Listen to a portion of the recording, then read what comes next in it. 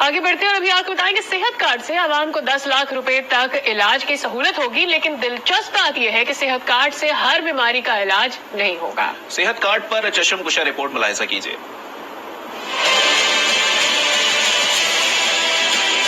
ये जो नेमत है हेल्थ इंश्योरेंस की, सफेद पोश के लिए भी बड़ी नेमत है, लेकिन गरीबों के लिए तो ये एक ऐसी चीज है कि वो हमेशा आपको दवाएं देगा। हर खानदान को हम एक हेल्थ कार्ड देंगे, 10 लाख रुपए तक किसी भी अस्पताल में जाके अपना इलाज करवा सकेंगे। वजीर आजम का ऐलान, गरीब के दर्द का दरमान।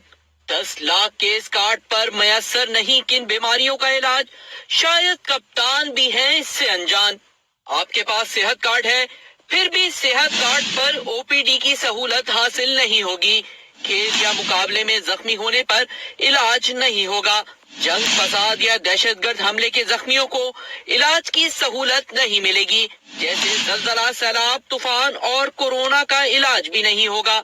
नजर या समाअत दुरुस्त कराने की सहूलत भी सेहत कार्ड से नहीं मिलेगी। इसी तरह जानबूझकर खुद को जख्मी करने, नफ्सियाती, जहनी और असाबी बीमारियों, बांझपन और हार्मोन्स की खराबी, एटमी तनसीबात से इखराज या एटमी असलहे से मुतासिर, एड्स और इससे मुतालिक इलाज और तशखीसी test, cosmetic surgery, hair transplant और दांतों की बीमारी, जिनसी या नशावर अद्वियात या अशिया के इस्तेमाल से होने वाली बीमारियों का इलाज भी नहीं हो सकेगा। आमतौर पर जब अवाम सरकारी अस्पताल जाते हैं तो हर इलाज की सहूलत मिलती है, लेकिन अब लगता है कि आवाम से इलाज की सहूलतें भी छीनी जा रही हैं। खैबर पख्तूनख्वा में सेहत कार्ड प्लस मंसूबे पर 2016 से अब तक 19 अरब रुपए खर्च हो चुके हैं, जबकि सेहत कार्ड के जरिए 8 लाख से ज्यादा मरीजों का इलाज हो चुका है। लेकिन मंसूबे में अब कई पेचीदगियां और मसाइल हैं। हमारे नुमाइंदे कामरान अली ने शहरियों के सवालात पर सेहत कार्ड प्लस खैबर पख्तूनख्वा के CEO डॉक्टर रियाज तनोली से जवाबात लिए। शहरियों के क्या सवालात हैं और फिर इसका जवाब क्या है, आइए रिपोर्ट देखते हैं। खैबर पख्तूनख्वा में सेहत कार्ड प्लस PTI का बड़ा मंसूबा। सेहत कार्ड के जरिए 2016 से अब तक 8,10,000 और रबा माली साल में 3,40,000 मरीज मुस्तफीद हो चुके हैं। लेकिन शहरियों के जहन में अब भी कई सवालात हैं।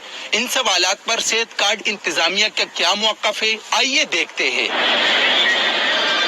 इसका स्टाफ भी इतना कम है कि जब हम देखते हैं तो ये पूरे सूबे में इसका कोई स्ट्रक्चर नजर नहीं आ रहा। इसका मतलब ये है कि लगता ये है कि ये जो हुकूमत है इसे इस बात का एहसास है कि बस ये हमारी हुकूमत ही तक चलता रहे। हम लोगों को इलाज तो फराहम करते हैं, लेकिन हमारा मकसद ये भी होता है कि उनको एक मयारी इलाज फराहम किया जाए। इसलिए अगर हम अस्पताल हमारे पैनल पे आ जाएगा तो उसमें कुछ ऐसे खोखा टाइप की भी दो हॉस्पिटल है जहाँ लोगों को अच्छी सहूलत नहीं मिल सकती। तो हम प्रोग्राम में जो सर्विसेज लोगों को फराहम की जाती है उसका मयार बेहतर बनाने के लिए अच्छे अस्पतालों के साथ मुआहिदा करते हैं और बाकायदा एक तरीक़ेकार के तहत करते हैं। ऐसा भी नहीं है कि जिसको मर्जी हमने दे दिया और जिसको मर्जी ना दिया, ऐसा नहीं है। बाकायदा एक असेसमेंट होती है। सबसे अहम जो है ना मेडिसन, वो मेडिसन जो वो देते हैं सेहत कार्ड पे, तो वो अक्सर कोशिश की होती है कि लो क्वालिटी के देते, मतलब जो बेहतरीन या मतलब जो मल्टीनेशनल कंपनी वो नहीं देते। की जो तनकीद थी उसके पीछे कोई सबूत नहीं था। उन्होंने एक बात की कि मायरी इलाज नहीं मिलता, उन्होंने उसकी कोई मिसाल हमें नहीं दी। अगर वो हमें पॉइंट आउट करके बताते कि फलां डॉक्टर और फलां अस्पताल में ये मायरी इलाज नहीं मिलता, तो आप यकीन करें हम सारा काम छोड़ के उसके पीछे पड़ जाते और उसको ठीक करने की कोशिश करते। एक दूसरी चीज की जो मयारी इलाज क्या होता है, ये थोड़ा सा एक सवाल बनता है। पाकिस्तान में जो भी दवाई डॉक्टर तजवीज करता है, जिसको इख्तियार है दवाई तजवीज करने का, वो जो पाकिस्तान ड्रग रेगुलेटरी अथॉरिटी जिसको ड्रेप कहते हैं, उससे लाइसेंस शुदा होती है, उनके पास रजिस्टर्ड होती है। तो हर वो दवाई जिसको ड्रेप ने रजिस्टर्ड किया वो गैर मयारी नहीं हो सकती, वो तो मयारी होगी। जो इमरजेंसी में आ जाते हैं वो तो इसमें शामिल नहीं है ना।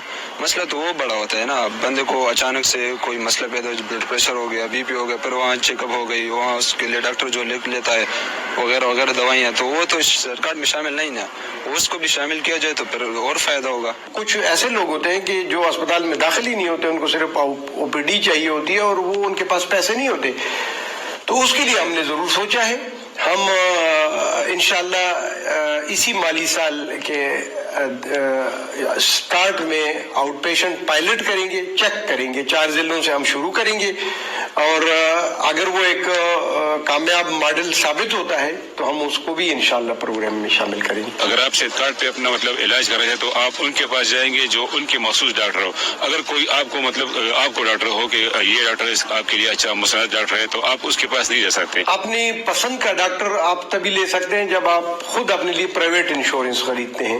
یہ ایک ایسا منصوبہ ہے جس میں سارا کا سارا پیسہ حکومت خیبر پختونخوا کا آتا ہے، اور ہم لوگوں کو یہ بھی کہتے ہیں کہ ہم آپ کے لیے سروس خریدتے ہیں، ڈاکٹر نہیں خریدتے۔ میرا بانجا اسپتال میں ایڈمٹ تھا اور وہ بالکل ہی ڈیتھ بیڈ پہ تھا، تو اب تو وہ ٹھیک ہے، شکر الحمدللہ۔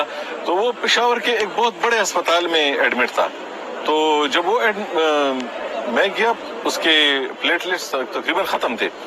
میں اسپتال والوں کے پاس گیا کہ یہ بندہ آپ نے اس کو ایڈمٹ کیا ہے، آپ اس سے پر ڈے 30-40 ہزار روپے لے رہے ہیں، آپ نے اسے یہ کیوں نہیں بتایا کہ یہ تو کور ہے اس میں صحت انصاف کارڈ میں؟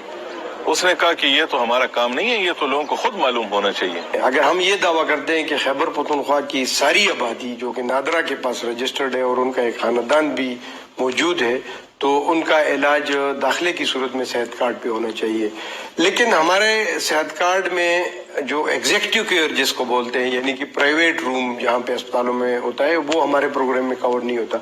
بہت سارے ایسے لوگ جو کہ اپنے لیے پرائیویٹ روم مانگتے ہیں تو وہ ہمارے پروگرام میں کور نہیں ہوتا، تو وہ پھر ایک پروفارما سائن کر کے خود اپنے لیے پرائیویٹ علاج جو ہے وہ پسند کرتے ہیں، کیونکہ وہ افورڈ کر سکتے ہیں۔ زیادہ تر تو ایسا ہی ہوتا ہے۔ کبھی کبھی ایسا ہوتا ہے کہ لوگوں کو معلوم نہیں ہوتا اور وہ پروفارما سائن کرتے ہیں اور بعد میں وہ کہتے ہیں کہ نہیں، ہم پرائیویٹ روم میں نہیں رہنا چاہتے، ہم صحت کارڈ پہ آنا چاہتے ہیں۔ تو ایسی بے شمار مثالیں ہیں جن کو ہم نے صحت کارڈ پہ ٹرانسفر کیا ہوا ہے۔ صحت کارڈ پلس منصوبہ یقیناً ایک اچھا قدم ہے، لیکن اس میں بہتری کے لیے شہریوں کے مسائل کو حل کرنا ہوگا۔